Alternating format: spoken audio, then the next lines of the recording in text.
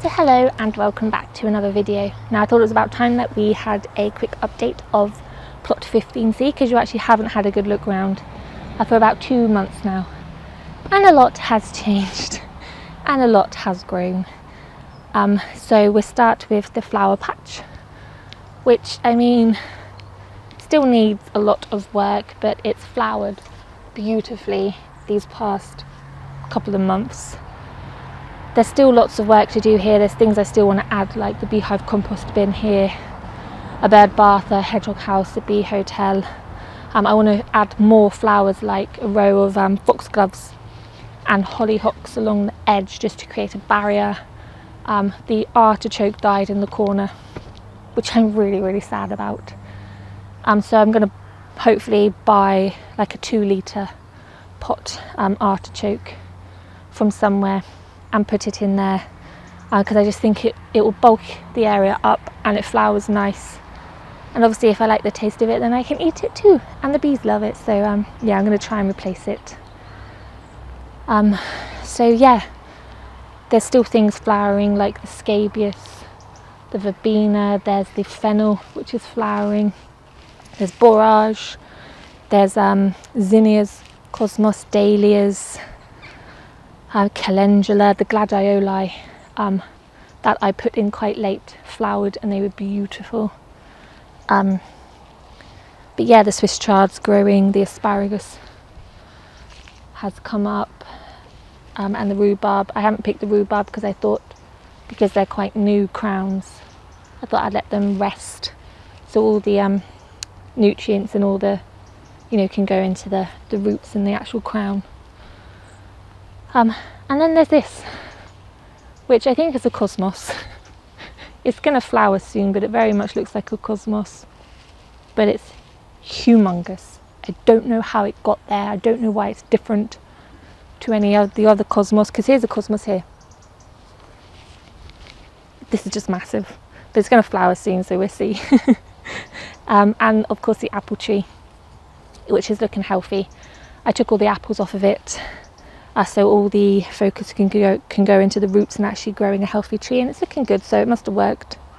I murdered those baby apples for a good reason.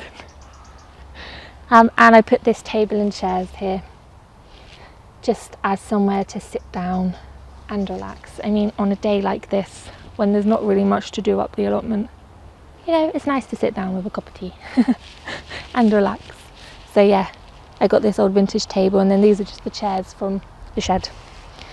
But yeah, like I said, this is its first flowering year. It's hopefully only going to get better year after year, because obviously I'll be adding more flowers. The annuals will self-seed, there'll be more perennials, there'll be the foxglove and the hollyhocks which will hopefully self-seed. And yeah, fingers crossed it will only get better, but so far it's done brilliantly, and the bees just love it nearly as much as I do. So we'll go on to the vegetable beds next, which are actually still producing. So the 3 vegetable beds, as you can see, are still looking relatively green and lush. A few of the things are going over now, like the sweet corn, but it's the middle of September, so I'm actually quite pleased with how it's looking. It's still looking alive and lush, which is always great. And of course these late sowing of borlotti beans helped a lot. And I sowed these end of July. I really didn't think that I'd get a harvest from them, but now it looks like I might, so fingers crossed. They're flowering, they're producing tiny beans at the bottom, so fingers crossed I get some. I usually grow these over the archway, but the archway is now gone. It was starting to rot away, it was falling apart at the top, so I basically just took it away because it made the plot look messy. So the archway's gone, which is a shame. I don't know what to think about it yet, because obviously the beans are here, they still act as like a barrier, but I think once it's all empty it's going to look a bit, sad.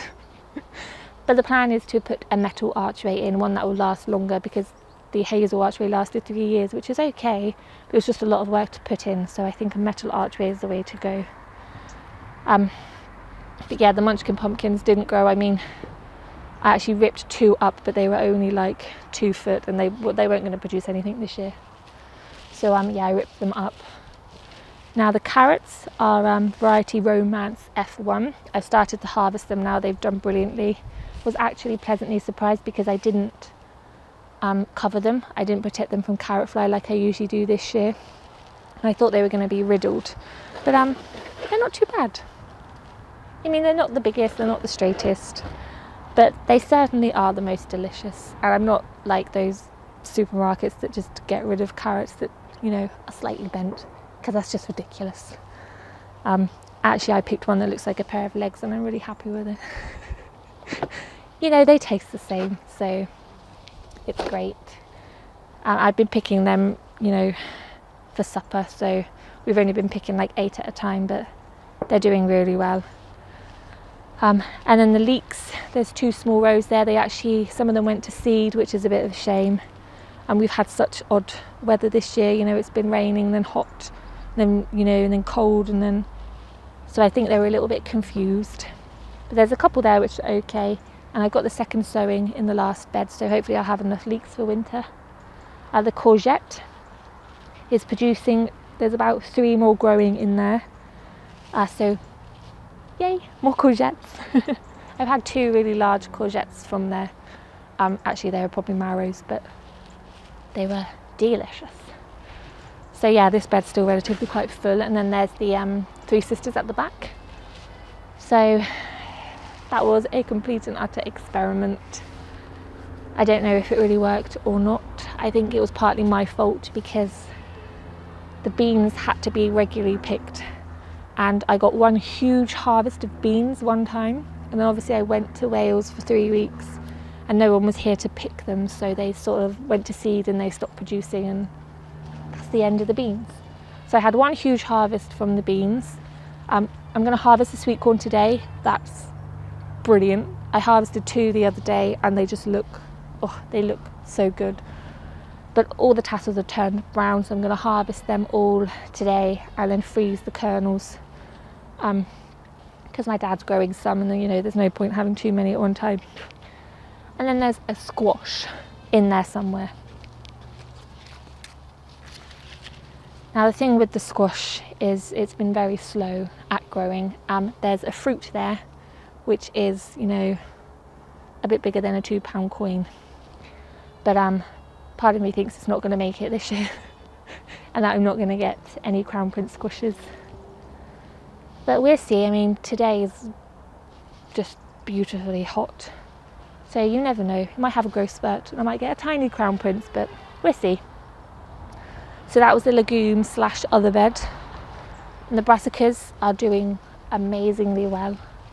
Now I haven't touched these. All I've done is netted them against the cabbage white and just left them to it, and as you can see, it's just a cage cram packed with leafy goodness.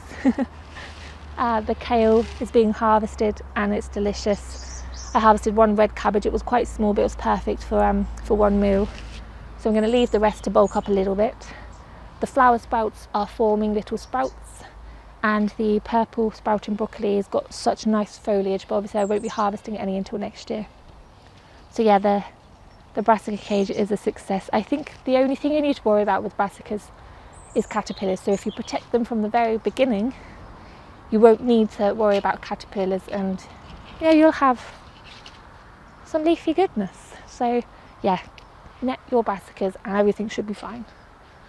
So in the last bed, which the potatoes were in, I have 2 rows of leeks, which will be overwintered, so we can pull them up over winter and eat them. And I've also just sown, there's a cabbage white trying to get in my cage now. Haha, can't. What was I saying? Oh yes, and I've sown 2 rows of carrots, which is a complete experiment because, like I said, it's middle of September. They, you know, they might grow a little bit, but the plan is to really put a cloche over them and try and get a small harvest of baby carrots this year. You really can't get in my net. I feel a little bit cruel, but I like my cabbages more. And then what else is there? The radish tank down the bottom. I've been just sowing successionally throughout the year, and I've been getting some nice radishes from there. And what I've started to do now is sow one row, wait for them to come up, and then sow another row. Wait for them to come up and then sow another row, instead of sowing 3 rows in one go, because I was a bit overrun with radishes at one point. And I've let one radish go to seed, because I'm going through the radish seed quite quickly. But now everything's looking good. I mean, I'm getting harvest, which is the main point. But I'm sure autumn will kick in soon and everything will start to die back. But for now, we're just enjoying the sunshine. And the raspberries are too. So we'll look at the fruit cage next. So the fruit cage is sort of half done at the moment. I picked the black currants for the first time this year. End of July. Yeah, I picked them end of July. So they were put into the freezer so I can make jam with them when I've got time. They're actually still in the freezer because I still haven't found any time to make jam, but obviously they're keeping the freezer for as long as you need them. But my dad really likes blackcurrant jam, so I need to make him some. The 2 gooseberries I didn't get anything from this year because they were completely covered with weeds. Basically this area here was like hip high in weeds. I couldn't get to the gooseberries, couldn't get to the raspberries. The raspberry canes are sprouting up everywhere. Yeah, it was a little bit hectic. But I weeded it. I mean, the gooseberries still have leaves on. I'll have to prune them back in the winter. And the raspberries are just producing now. I mean, I've been getting small handfuls for the past few weeks now, which is great. I've actually just picked some now, which is why there aren't any on there. And I'm determined to take them home because usually I just eat them up the allotment because they're just so delicious. But this variety is Autumn Bliss, so they're obviously an autumn variety. And they're looking really well. I'm hoping that I'll have enough, one day to make jam with, if I stop scoffing them, that is. I just can't help it though, they're so delicious. So now I'll show you the wildlife area.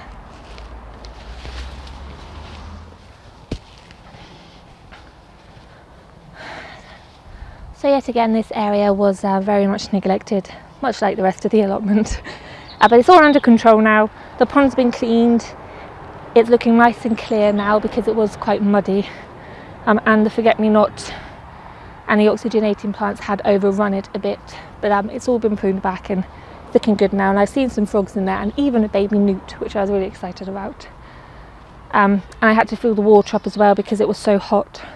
The water level dipped quite a lot, so I had to fill that up. I just weeded around the edge. I got rid of some of the annuals which had died back. I mean, there's not really many flowers there at all now.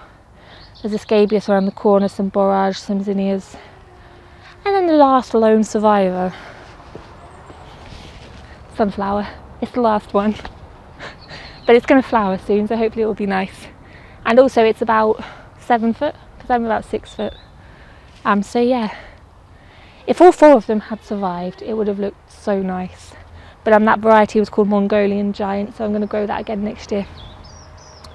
I think a couple of them snapped because I know I went away to Wales and it's my own fault, but a couple of them snapped. So yeah, hopefully next year I'll have a barrier of sunflowers. Last but not least is the grapevine, which as you can see, is just gone crazy. It's taller than the fruit cage now. I was just so happy with it. I mean, I'm not going to get any grapes from it for about 3 more years yet. This is its 2nd year. But what I'll do is I'll prune it slightly over winter. But it's doing really well, especially for the English climate. I mean, this variety is called Flame, which was recommended for the south of England to be grown outside. And it's done brilliantly, so hopefully I'll get some grapes from it. And then the 2 rose bushes, which had a second flowering. I mean, there's one still clinging on there. There's a penny lane one round climbing up, which is still clinging on. But I think that's it for roses this year. But as you can see, it's grown a lot. It needs pruning over winter. But hopefully next year this area will just be jam-packed with annuals. You know, I'm even tempted to just maybe possibly plant it with perennials, because then at least, you know, have some evergreen grasses there, because there's one evergreen grass around the corner which the frogs love, and I actually found a frog in the frog house the other day, which I was just so happy about. But I'm thinking if I have a few more evergreens here, a few more perennials, then this area can just be left alone. The frogs can be happy and I can be happy. Gosh, it's getting really hot now. So we'll just look at the shed quick, because there are a little bit of changes with the shed, and I'll talk about the strawberries as well.